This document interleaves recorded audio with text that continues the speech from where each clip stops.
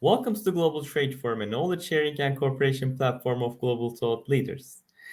Under our GTF interview series, we strive to foster a conducive environment for international trade by engaging with business leaders, policymakers, and civil society actors to advocate fair and sustainable trade relationships within the global trade industry. In light of our mission promoting sustainable trade, today's distinguished guest is Dr. Red Boumghar, who worked as a researcher at European Space Agency and European Central Bank before.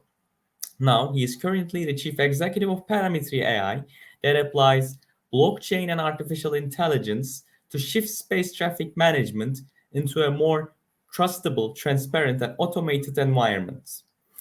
In this context, today in our program, we will talk about more on application of artificial intelligence technologies into space traffic management and also its implications on space governance. Red, thank you for joining us. Thank you so much, Arin, for having me. This is great. Well, Dr. Red, first of all, when we look our career, you were first at European Space Agency as a research fellow, and after that, you worked in European Central Bank, and now you are heading the chief executive of Parametry AI. What inspired you to pursue your current career path, and how did you get started? Um, I guess you started in the middle, like with the European Space Agency. Okay. I have two masters, one in fundamental physics and another one in satellite imagery and AI, which actually gives, a span of possibilities somehow. It can be daunting for some people, I would guess. The thing is that I started working in the satellite imagery industry. So, and then I started to do perception robotics, and every path is different. There's nothing linear, so there's no real recommendation, but try things and go go here and there and apply to positions that you like. Some people do not apply. That's unfortunate. So plenty of brilliant minds don't apply, and that's unfortunate. We can't find them as companies. But then I applied for the European Space Agency Operations Center. There was an opportunity to work in the AI team for operations, and it worked out. So I was so lucky. I mean, really grateful to have had this opportunity. And from there on, I guess the feeling is, it's such a chance to be in such institution. Uh, there is no two places like that in the world, and it's like, I mean, to manage the European scientific missions, that's where it happens. That's the one place where it happens. Mhm. So you have the will to do your best. Just got like a fresh PhD. I was like, I need to provide my point of view, and that was how I lived it, and I just dared to do it. Yeah. So now you have a project and company called Parametry AI, and I would like to start with the fun part of that project. How can All right. blockchain technology be effectively utilized to enhance space traffic management and also ensure the safe and efficient coordination of satellites in the orbit? Yes. Okay. So that's a way to start. Yep. the so it's dangerous to talk about blockchain technology right way, and when we go into a topic, it's more about why do we need to manage trust differently in such a topic, so that in any kind of topic where you want to apply such technology, that's why you have to wonder, um, because like there's the trap of if I talk about Instagram, and if I'm selling you Instagram, I'm never telling you there's PostgreSQL in the backend and a Python API, a Python based API or whatever. You just don't care. It's like what is it for the end users? So for us, for space traffic, the end users are satellite operators. So mostly they want to know where the things are. They keep track of them, but they want to know when they're going to collide with something else. And for this, they need an external party that actually monitors the whole space. So they have a full domain called space situational awareness, where you can imagine like multiple governments interact to share those kind of informations willingly or unwillingly. The thing is that you have so many companies emerging from those many different governments that you have a inherent trust issue. So it's not that you don't trust one or another. Everybody's doing their best. The thing is that it's a very complex issue. Like engineering wise, it's a multi-domain problem where you have to model the atmosphere, you have to model the impact of the space weather, you have to model your interaction between your spacecraft and whatever elements in the environment, so that you can actually compute ahead, 7 days ahead at least, the where your spacecraft is going to be with great accuracy, because that will be the accuracy with which you can define with what else it's going to collide. So, and collisions are important information, which involves a lot of efforts to manage. So the operators, they are willing to make those efforts because they don't want to lose their assets into a collision. But nobody is really like incentivized to maneuver spacecraft, in the sense that it's expensive, it's complex, and it's impeding the business itself of the spacecraft. So yeah, therefore Yeah. we need a trust management system. I was going to ask, actually, question that part. If we look into working mechanisms of blockchain technologies, the system of blockchain technology typically rely on consensus to validate transactions and maintain the integrity of ledger. However, achieving consensus among multiple stakeholders in space governance can be complex due to diverse commercial or national interests of satellite operators. So, at that point, how would be the influence of geopolitical competition between transatlantic alliance versus Eurasianist bloc, namely mainly headed by Russia and China, where many nations' satellites not only operates for commercial missions, but as well as intelligence gathering and military aims, which comes with many sensitive information. Mhm. So there's the physical layer. Well, if you don't take care of that problem, then the satellites would just crash into each other. So you have to manage that. So this is like the reality check that everybody has. What you bring up on the stage is important, in the sense that in the allied forces, with the joint task force managed by the U.S. Space Force, whenever you are maneuvering your satellite as a European operator, for instance, you have to mention your maneuver, because they are going to be a last check on those hidden assets that are in space. Okay, and you're going to get a green or red light that this is a good maneuver somehow, if I simplify. The thing is that it should happen on other hands, the other side of the Atlantic, as you said. So the other axes, and there are three main, really, like the U.S. DoD centered one, Russian one, and the Chinese Asia Pacific cooperation, Chinese-led Asian Pacific cooperation. Nevertheless, very important as well, the European part of it, which is I put that part with the joint forces with the US.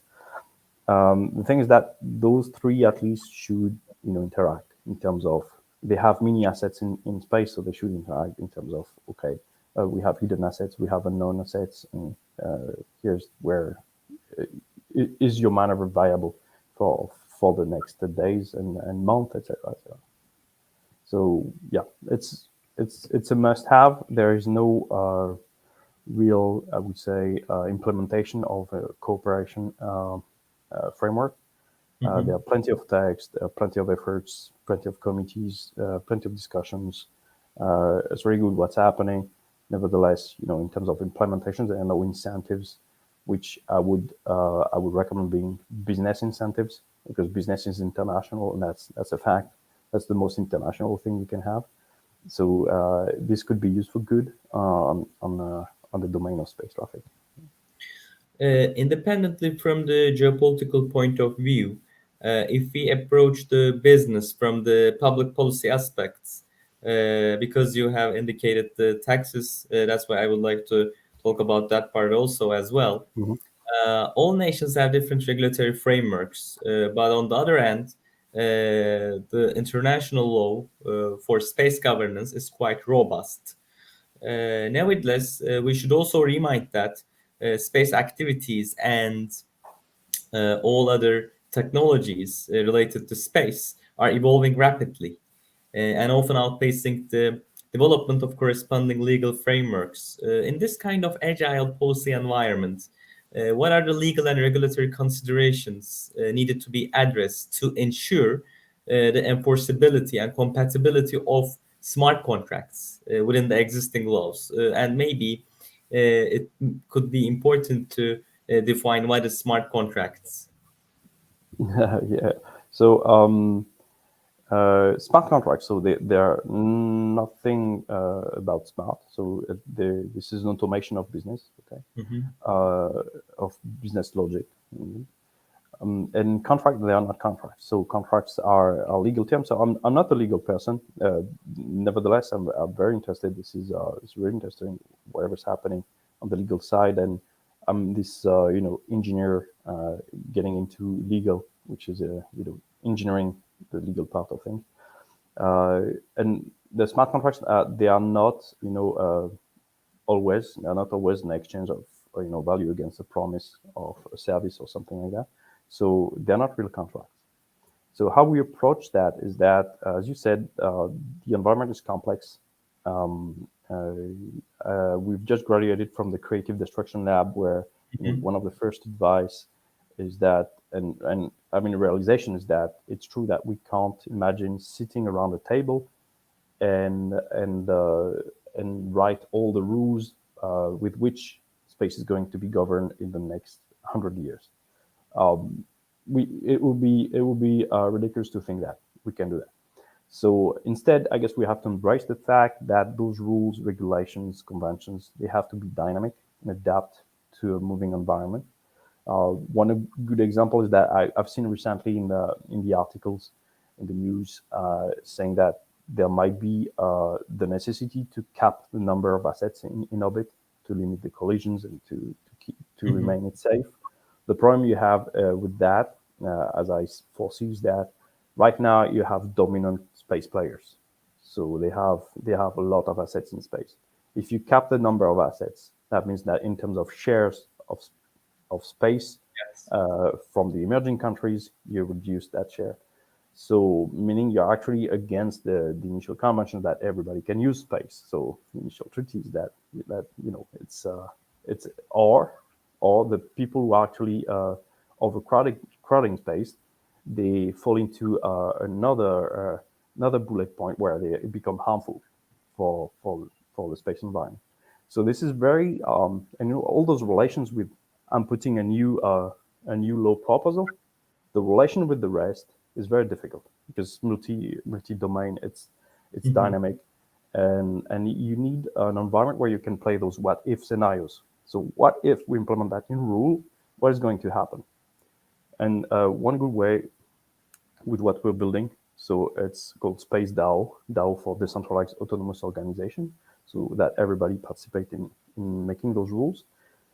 The one good thing is that we have those smart contracts, which are also how people want to build consensus on the information they get, but how they're going to react to that information. So if you know most of what the orbit ecosystem is going to do, then you can play what if scenarios very easily. So Mm. Space DAO becomes that framework, that base layer of information that can help run a digital twin of the orbit.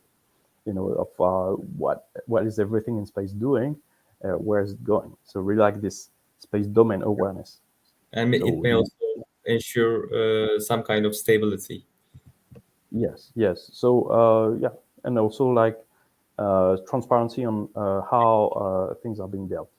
But you have like already like public documents that states how OneWeb, SpaceX, if I remember well, Eutelsat are managing their negotiation in space. And this needs to be, commonly shared documents of what those entities are going to do between each other, because they are populating space. They are big actors, and we need to know, how they would do that. But a document is nice, but a smart contract is better in the sense you can play it, you can review it, it's clear, etc. etc. Dr. Red, I would like to also talk about the scalability in space because you have mentioned about the populated space, and scalability becomes a critical concern in space governance, where involving multiple entities and satellites, and particularly when we think about space traffic management. These are always interacting with each other regarding the satellite operations and their responses, their timely responses.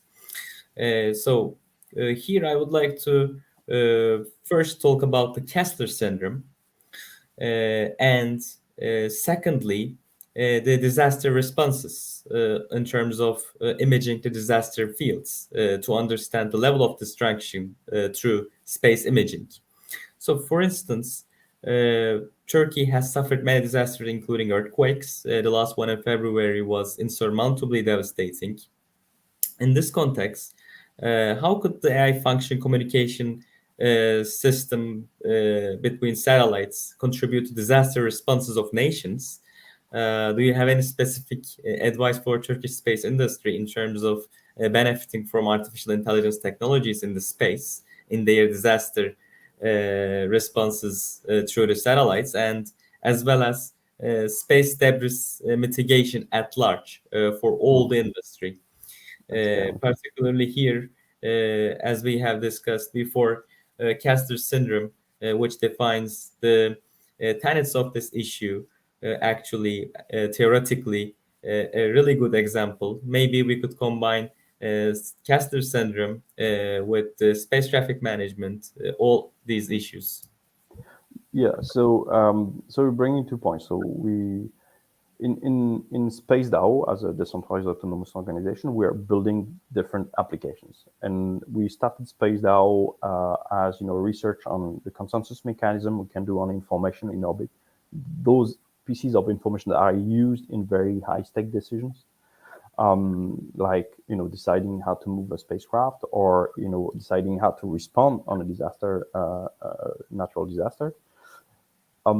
So we have two applications. One is space traffic management, where we can talk about Kessler syndrome. I'll come back to that. Yeah. Another one is disaster response, which is a bit more like far future thought somehow, because the assumption of disaster response, automated disaster response management, is that we have spacecraft that not only just take pictures, but are actually able to tell you and describe the disaster on the ground in live, and also to exchange and bid jobs in orbit with other satellites. Let's say, okay, I'm a satellite. I'm watching the Earth. I'm starting to detect a fire, an abnormal fire. It's not from a war zone. It's something which is in a forest or whatever. And I'm calling another satellite saying, I've detected a fire. So could you please have a double check? So, and bit by bit, the satellites will relay each other, watch the place. You have so many places simultaneously in the world which are on fire. So that's just not one place. I'm talking about one place, but think about it, like multiple points. And each of the satellites bringing a new information that will rise the confidence in the information of where's the fire, how is it spreading, etc., etc. And that's the consensus on the side of disaster response. The same for other disasters like landslides, like tsunami. We have there are proof of concepts where you can detect tsunamis thanks to monitoring the sea level at some point in the ocean. But we need more satellites to do that. We need more satellites to be able to provide insights as a service, like I like to say. And different companies are actually working on this. So you can actually, there are AI computing platforms. So you just send your model and it will work and do those things. Once we have that, we have satellites, then our application is already ready to host a governance of all this.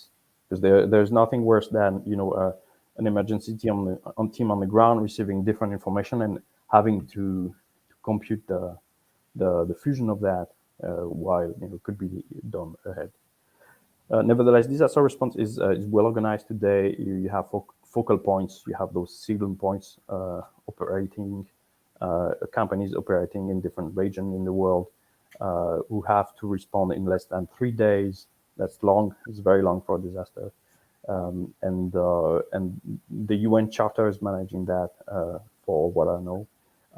And if you need, one good advice, if you need to, get closer to the people that actually push the AI in terms of Earth observation and monitoring, the only people I can recommend seeing is the Phi Lab in the European Space Agency in Italy. They're doing a really good job in doing those things. So yeah. Dr. Red, as you have indicated before, there's also a syndrome called as Kessler syndrome, which also impacts the space debris. Could you also explain that part of Yep. issue in order to understand the quantity of collisions and Yes. how they are interacting with each other? Yes. Yes. So in the study Kessler did in 78, it was about like knowing when the first collision is going to happen. So with the growth of satellites in orbit, when is the first collision going to happen? So you had different scenarios. The thing is, how the Kessler syndrome is usually. I don't see my video. But I'm okay. I'm okay. How the Kessler syndrome is usually communicated is that once you have a collision in orbit, then the debris are going to generate secondary collision, etc., etc. Then you have a snowball effect that will actually totally render inoperable a full orbit. So, and maybe different orbits. So it's not just a very narrow part of space, but it can be very spread. So that's the Kessler syndrome problem that people usually talk about. The thing is that it was made with different models, and the worst model was taking into account the 13% rate increase of satellite in orbit every year, which happened between 66 and 78. If we had followed that rate, today we would have like 150,000 operating satellites, while right now we have 8,000 operating satellites. But all in all, we have about 56 to 60,000 objects which are tracked in orbit. And I say objects, like the current term used is resident space object, which means that it could be anything: a debris, a piece of rocket, a defunctional satellite, or whatever, and even a normal satellite, operated satellite. So that's in few words the Kessler syndrome. So the thing is that in space we have space, so there is a lot of space. So collisions don't happen often. Hopefully, operators take a lot of time into caring about avoiding them. Also, what is missing is the organization of all the launches. So, in terms of orbit distribution, also the lack of shared resources, so meaning that everybody's like going for their own resources, so they don't share resources with others. So meaning that we always add up new assets in space. So that's the current issue that we have. Like this, I would say, cooperation that could be nurtured better, and yeah. So everybody's has the right to use space, so they are going for it. That's the issue. Dr. Red, when I have first heard about your project, Uh-huh. which emerged the blockchain technology and space governance, honestly, it seems to be quite futuristic and different. Mhm. But it could be also for the sector as a disadvantage regarding human resource. So I would like to also bring the question of emerging job opportunities. in the field of blockchain technology and space governance. How can individuals, particularly young generations, position themselves to thrive in this rapidly evolving industry? And as a follow-up question, what could be the role of academic departments, universities, for uh, bringing the right people into the sector? Yeah, so when you say human resources, it's more like having the right people to work on that kind of futuristic project, as you said. So indeed, like blockchain is a bit specific. In the end, if you look at it abstractively and with the engineering mind, it's decentralized asynchronous systems, so distributed systems. So if you have people that are they can manage distributed systems, at least people like very good in computer science in general, they would manage. Okay, it's just like the time to really get into it that would change. Of course, you can get a blockchain developer and go with it eventually directly. Nevertheless, this technology has everything that has to do with data management, has to do with domain expertise. So you always apply data management techniques to a domain, a specific domain. And here, this is peculiar. It's space traffic. So you have to understand operations. You have to understand space dynamics. You have to understand a little bit of astrodynamics and flight dynamics. It's different, right? So it's a team effort. So you have people that system engineers, flight dynamic engineers that interact with blockchain developers and front end developers. So this is a very fun team to work with. What I would advise people in getting into blockchain in general, if we're talking about this, is that first realize that the ecosystem is very wide. So whatever you're working on right now might disappear in a few couple of years. So you have to learn the basics. You have to learn how to jump from a blockchain to another, from a language to another, because what's important is what you learn in between. So what is sharding, what is distributing network, what is those things, because they will always happen from a network to another, from a protocol to another. Luckily today, third generation blockchains like Cardano, Multiversix, Ethereum is getting there. They have a foundation, so meaning that they have an organization that manages education around the protocol. So today is a bit more organized in the sense you can get trainings, grants, even to do things in those protocols.